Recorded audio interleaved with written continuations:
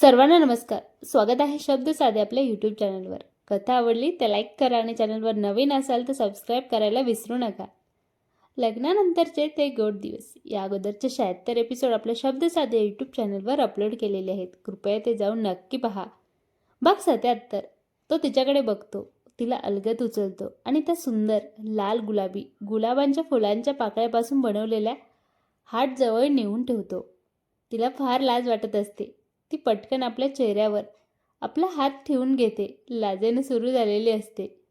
तोपर्यंत मसाले दूध घेऊन तिच्यासमोर बसत तिला म्हणतो, आधी दूध पिऊन घे, मग ताकद येईल तुला माझ्याबरोबर कुस्ती करायला.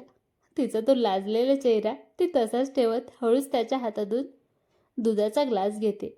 दूध पिते आणि पुन्हा ग्लास टेबलवर ठेवते. तिला फार भूक लागली असते असे त्याला वाटत असते. तुला भूक लागली असेल तर बाहेर जाऊन पहिल्यांदा काहीतरी खाऊया, तो तिला विचारतो. मला भूक नाही लागली, पण मला बाहेर ते कपल जसे त्या म्युझिकवर डान्स करत आहेत तिथे जाऊन मला तुमच्याबरोबर डान्स करायचा आहे. चालतंय. ती तात्काळ उभी राहिली आणि त्याला आपला हात पुढे करत विचारू लागली. त्याने पटकन दूध पिले आणि तिच्या हातामध्ये आपला हात देत म्हणाला, आपण त्यासाठीच आलेलो आहोत. चल. तो उठला आणि दोघेही चालत आपल्या रूमच्या बाहेर आले. मस्त समुद्रकिनारी फिरू लागले. त्याने तिच्या कमरेभोवती आपल्या हाताचा विळका मारलेला होता आणि तीही त्याच्या खांद्यावर आपले डोके ठेवून समोरच्या समुद्रकिनाऱ्याला आपल्या हृदयामध्ये सामावून घेण्यासाठी तयार झालेली होती. काय बघू आणि काय बघू नको असे तिला झालेले होते. समुद्रकिनारी बसलेल्या जोडप्यांमध्ये कुणालाच आपण कुठे बसले आहोत, आपण काय करत आहोत, कोणतेही भान नसावे, अगदी असे सर्वजण वागत होते. काही जोडप्यांकडे बघून तर प्रियालाच लाज वाटत होती. तरी तिची नजर मात्र वारंवार त्यांच्याकडे जास्तीत जास्त जात होती.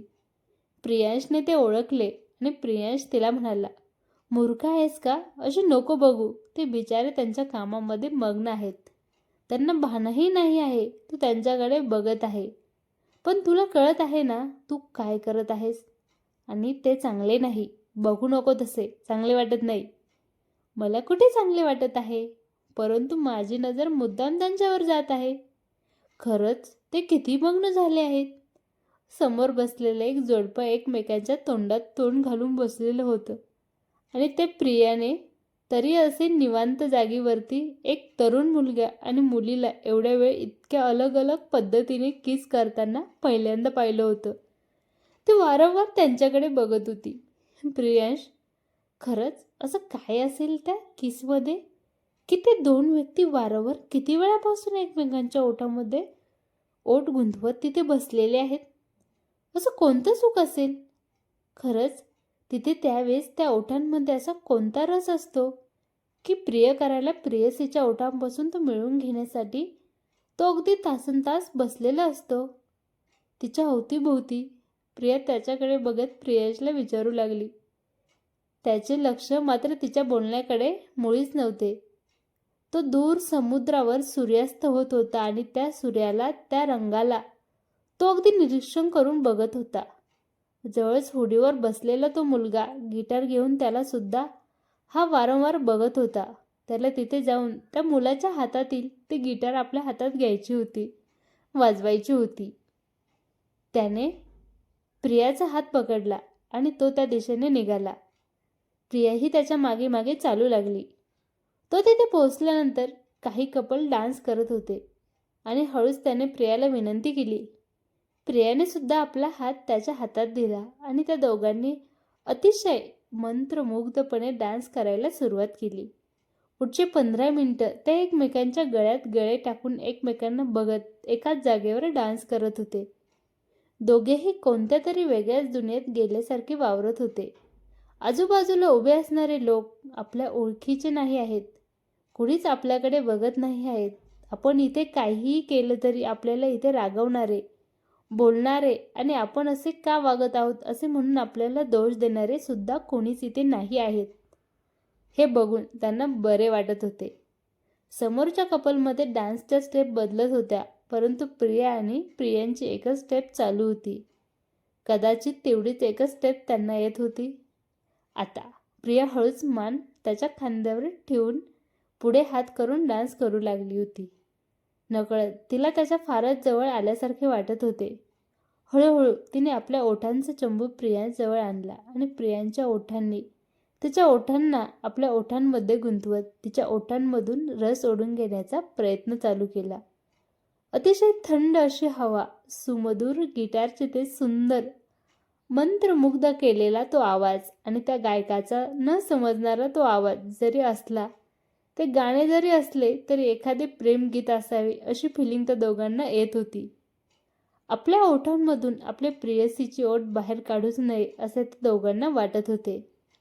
दोघेही नाचत नाचत एकमेकांच्या जास्तीत जास्त सुख देण्याच्या प्रयत्नामध्ये होते. बराच वेळ किस आणि डान्स दोघांचा चालूच होता. आता थोडं थकल्यासारखं वाटलं.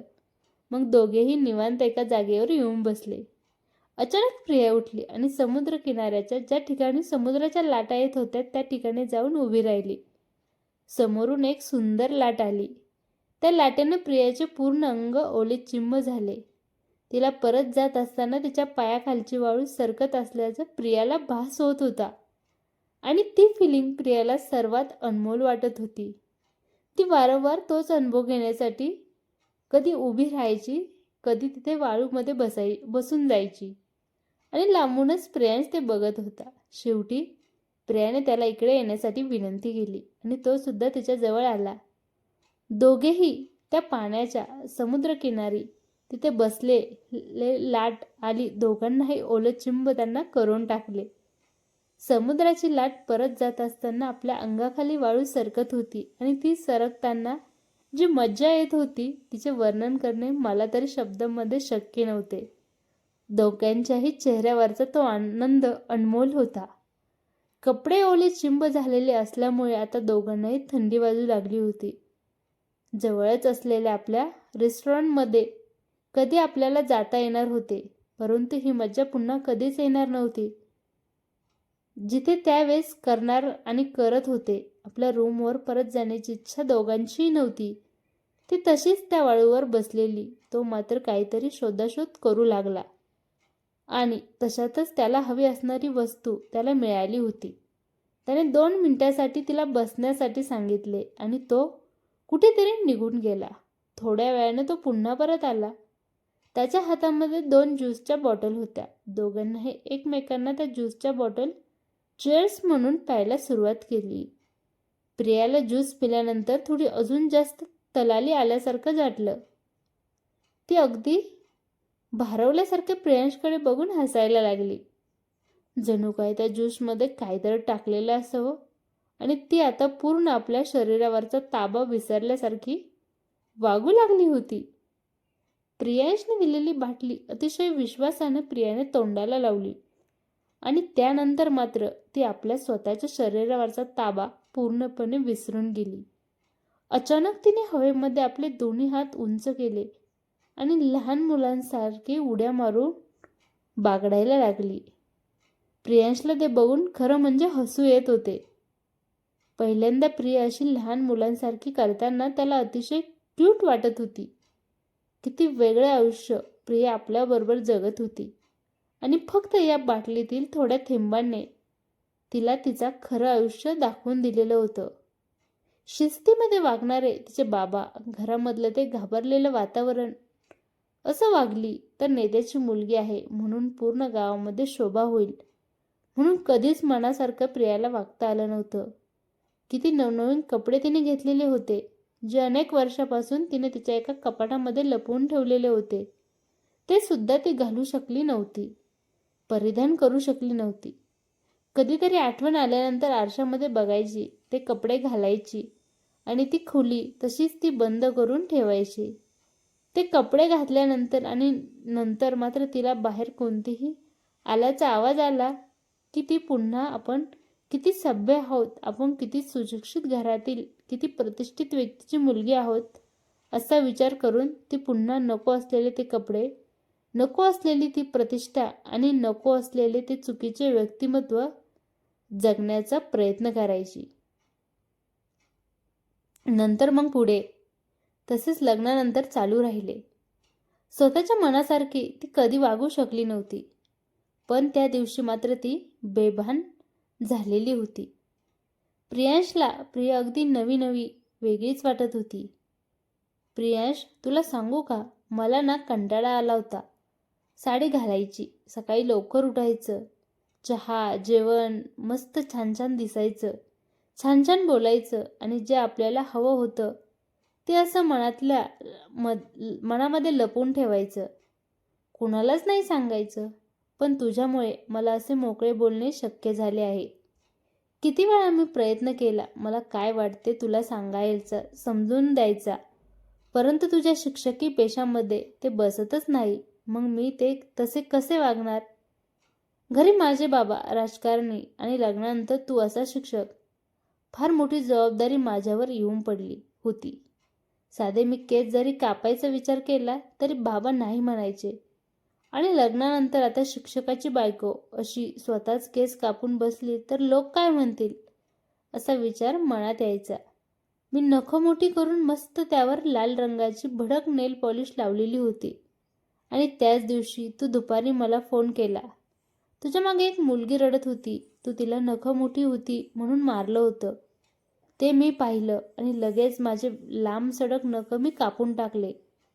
सांगत असताना प्रियाच्या डोळ्यातून अचानक अश्रू बाहेर पडले.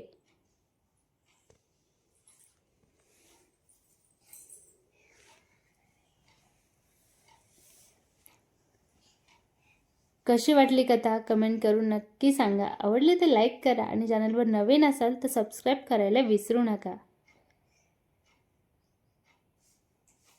धन्यवाद.